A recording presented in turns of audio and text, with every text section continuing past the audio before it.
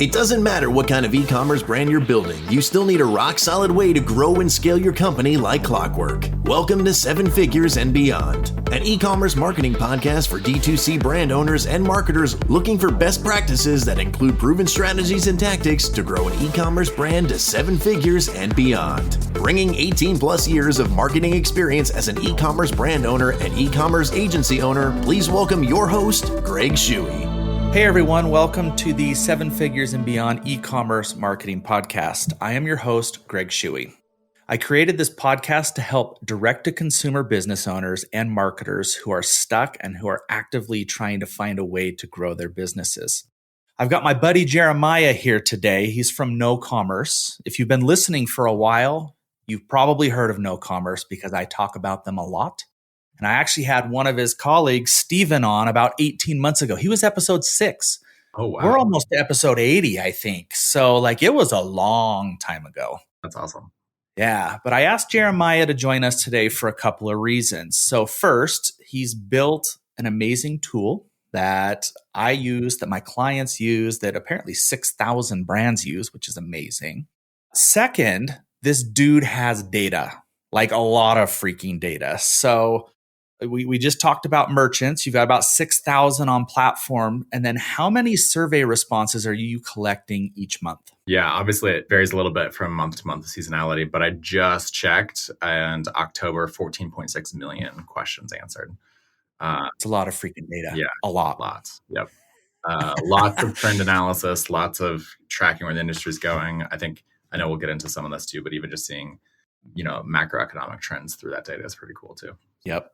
Third reason is because Black Friday is literally 3 weeks away. I can't believe that. It's absolutely crazy.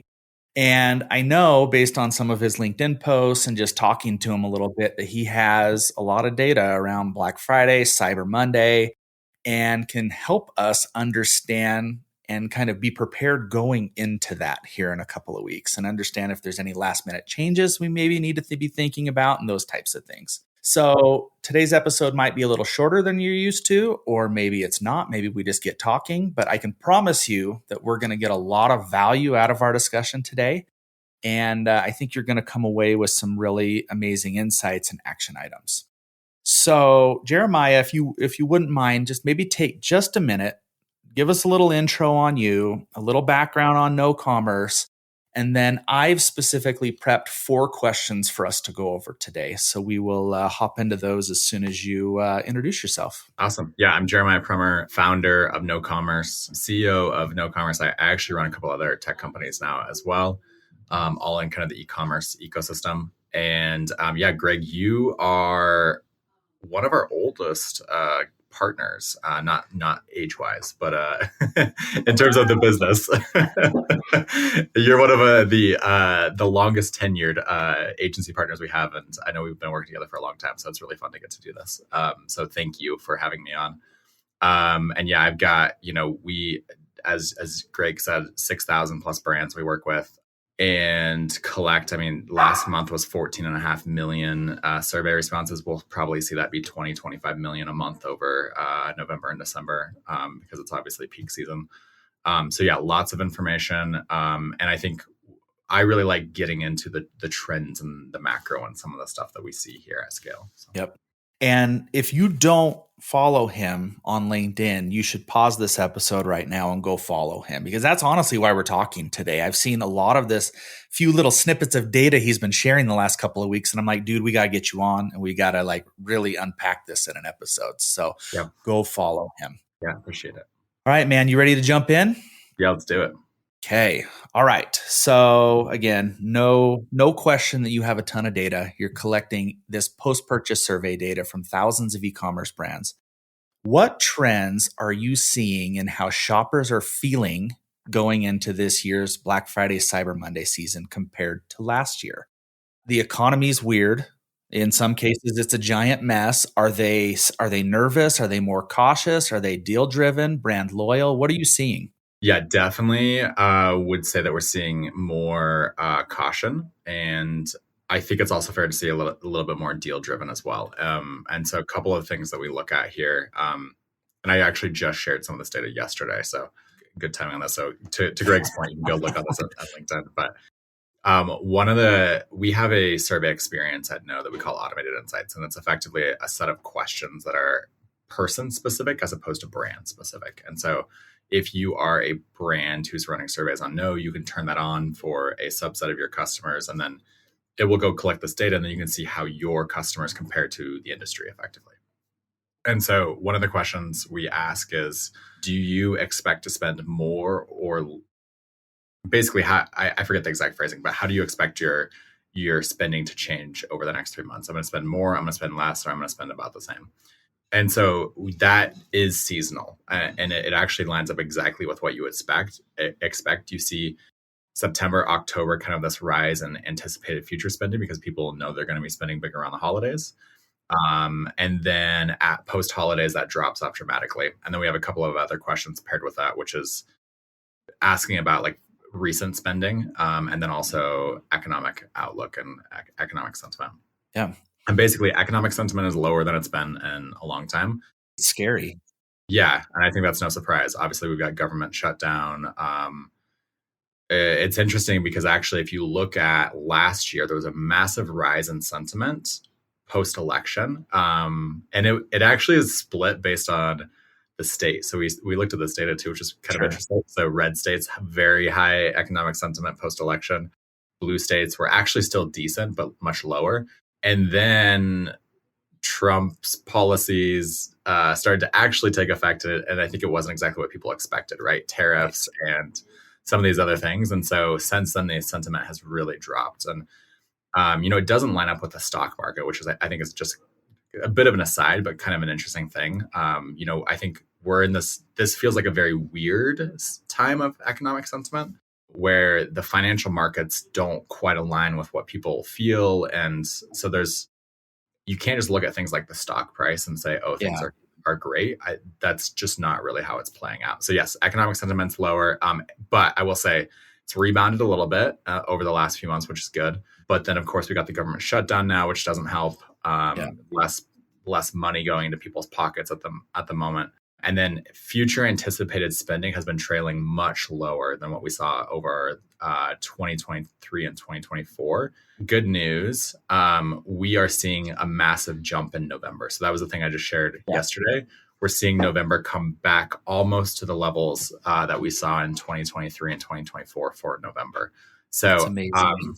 So I am hopeful that Black Friday will be decent. I would have expected some year over year increase just because it always that's how it's been the last 5 years. Just crush every year. Yeah. But I will say, if you are a brand who, let's say you saw 30% jumps every single year over the last 5 years, I would caution you to not expect that this year. It could happen. And there may be a few brands that absolutely knock it out of the park. Yep. There will be some that, some of these, especially like the ones that are scaling really fast, they maybe did $1 million last Black Friday and they're going to do 2 million this Black Friday. Like that will happen. But I would just caution people to don't get discouraged. This year feels a little bit more like survival than the last couple of years have. I mean, last year kind of felt like it too compared to 2023, but here we are. Hopefully it's a small blip on the radar. Totally. That's the hope. 2026 is the year. And that's what we've been saying for 2 years. So here we are. So fun. Yeah. Okay. So next question is, you collect a lot of data around first touch and last touch attribution. So where are consumers actually discovering and deciding to purchase this year? Are you seeing any shifts across channels? Meta, Google, TikTok, direct, organic, and what should brands be aware of as they start to plan their last minute Black Friday, Cyber Monday campaigns? Yeah. So part of, I'll give you a few stats here, I'll talk about a few channels here. Part of the problem that we have though is there's a bit of a cause and effect in the data that we collect because you're asking the question, how did you first hear about us? And what I mean by that is the where the money is going and how much money is going into those places is going to have an impact on that. And I mean, of course, that's obvious, but I just wanted to say that because one of the things that we are seeing this year is that as a percentage of discovery, Google is higher than it's been in years past. Interesting. Word of mouth is higher than it's been in years past. That makes sense. And I think both of those come down to actually less money going into paid ads. And so those two places are actually more like kind of organic discovery. And I think there's been a little bit of a pullback on paid ads. Obviously not true for everybody. There's a lot of brands that are just keep spending more and more every year. But I think in general, brands have tightened their wallets a little bit. There's a little bit less money going into paid ads. And so those two channels have kind of seen a percentage-wise a little bit of a climb from years past. Interesting. Yeah, seeing a little bit of a drop in Meta. Meta's still the lion's share. Meta typically most months is between 40 and 45% of discovery is coming from Meta. Yep. And I guess for context too, word of mouth is usually around 15, 20, somewhere in that range. So about half of that. So a little bit of a decline in Meta, a little bit of a decline in TikTok. And then we're seeing a rise in YouTube, a rise in Reddit, and a rise in mobile games. So App Lovin and a couple other things like that. So interesting. You probably shouldn't shift your paid ad strategy today, obviously, based on this information. But I would say, I think there's just to kind of like put that on your radar, what we're seeing, YouTube has been a really interesting channel this year. And I think is going to continue to grow. Obviously it's part of Google, but in terms of how we kind of track it, it's separate. Yep. And mobile, some of the it's funny, they are more traditional in some ways like TV. But in terms of like how us as e-commerce and digital marketers think of it, TV is a bit of a non-traditional source, and that's been doing well too. So yeah, I think if I'm sitting here thinking about how I'm planning Black Friday, Cyber Monday, I think it's going to be like really heavy investment into email. Like the reality is getting money out of your repeat customers is probably going to be very, very important this time around. I think driving new discovery is going to be very expensive and challenging. But I would say like if there was a bit of pullback in spend in Meta, that's an opportunity too. Probably means lower CPMs potentially available during this time than there has been in year past. And so I would probably like really look at those two, and then obviously Google, like whatever you can do to drive, brand search or really high quality search for your product category. I think is probably where I would be looking over the next few weeks. Yeah, probably a little too late to hop on the SEO train, but putting more money into Google Ads, optimizing product feeds, and trying to rank better in organic shopping is a big opportunity because that's fast, right? That's not like optimizing a web page for SEO. Those effects can take hold pretty dang fast. And so I definitely think there are some ways that you could leverage Google to drive more demand for the holidays for sure. Yeah, that totally makes sense. And then obviously, I'm sure, Greg, you're thinking about this a lot, but just like offer optimization, what that looks like. Yep. And how do you get somebody to just sell or buy more? And higher AOVs. And one other really important point too, obviously I don't have data for this year yet, but from years past, what we've seen is that most Black Friday, Cyber Monday shoppers are buying for themselves. The gifting behavior really starts that next week. And so I think, and so I actually would recommend that brands really think about Black Friday offers separately from their gifting offers, and really try to optimize those in two different ways. So that's just something we've seen in years past. So not that people aren't buying gifts during that time, but you go from typically like 60 to 80% of purchases being for self during that weekend to completely shifting to where it's like 60 to 80% of purchases being for other people over the next 3 weeks. So my wants, my needs, I've been keeping it in a note, right, on my computer or my phone, and I'm waiting for it to go on sale. It makes sense.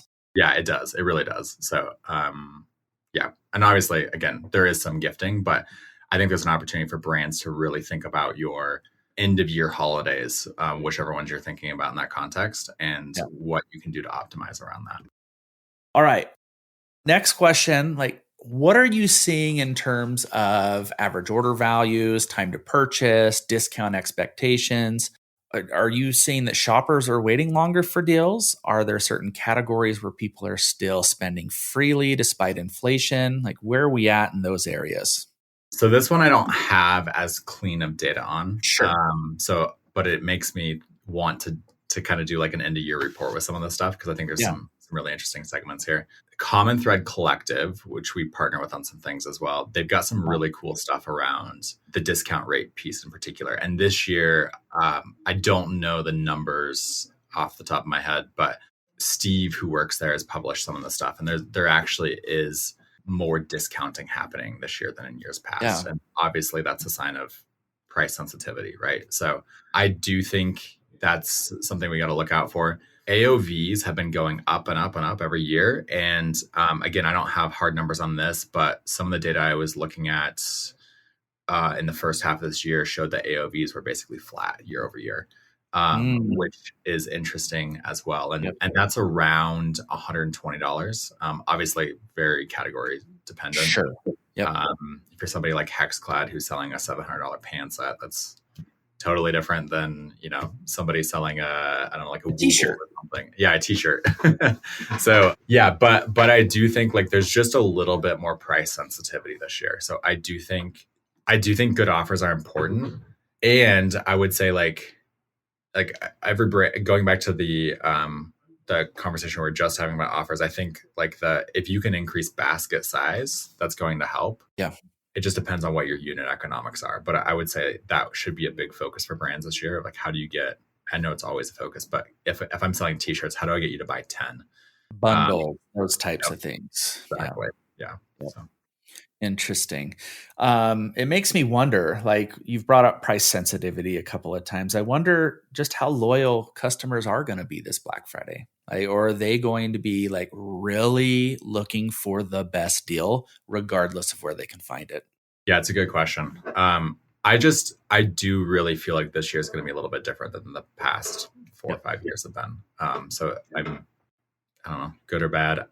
It's just different. So we'll see. Yep. So put together your best offer for your current customers. Probably get that into their hands as early as possible. I've seen some people launch their Black Friday campaigns this week. I saw a few launch them last week. Like, get in front of them with your very best offer.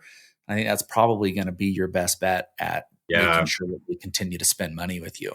Let's talk real quick too about when we see the sales happening for Black Friday, because I think that would be helpful in this context. So agree, get your offer out there.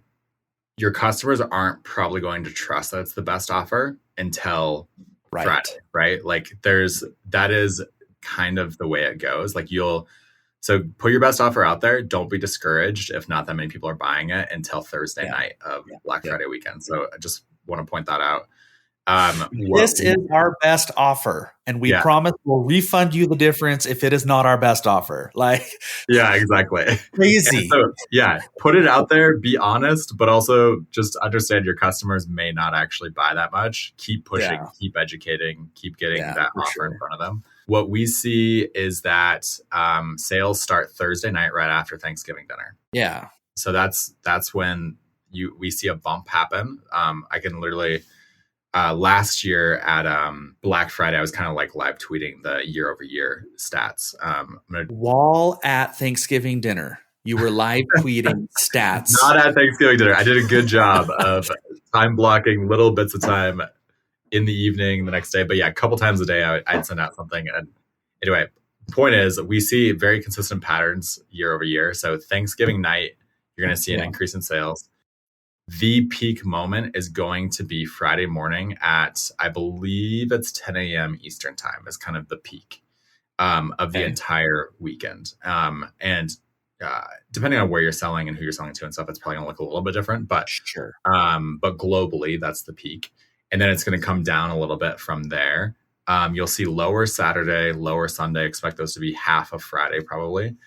And then Monday is going to start slow. You're going to get the big peak at around 8 p.m. Eastern time, 10 p.m. Eastern time on Monday is typically when that happens. That's Mountain time, but 10 Eastern, 8 Mountain time is typically when that peak is going to happen on Monday. So I think, and usually what you'll see is Monday morning is going to look pretty similar to like a Saturday or Sunday. Yeah. Until that big peak happens. And that's where the bulk of sales happen on Monday is actually in the evening. So just keep those things in mind as you're going through and actually trying to push these offers to your customers. the patterns are predictable year over year. There's only so much you can do to actually force the behavior. So just don't be discouraged if if the sales are not happening when you want them to happen. I like that. Thank you for sharing that. That's great. Cool. So as we start to wrap up, like if you could give brands one or two data-backed recommendations on what they should be doing differently in the next few weeks to capture more revenue, customer loyalty during and after Black Friday, Cyber Monday, right? Even through December, like what would those things be? Yeah, I mean, sorry, I kind of touched on this one, but the offers I think is really important in terms of thinking about product from a standpoint of what is an offer for somebody who's buying for themselves? What is an offer for somebody who's going to be buying for somebody else? I think that is maybe the most important thing you could do that you still have time to do over the next few weeks. Outside of that, I do think email from a acquisition channel standpoint is extraordinarily important right now. What about SMS? And sorry, I just kind of like think of those together. Marry them together. Yeah. Yep. But yes, your owned channels is like, it's noisy. So participate in the noise, get extra messages out there, like do whatever you have to do.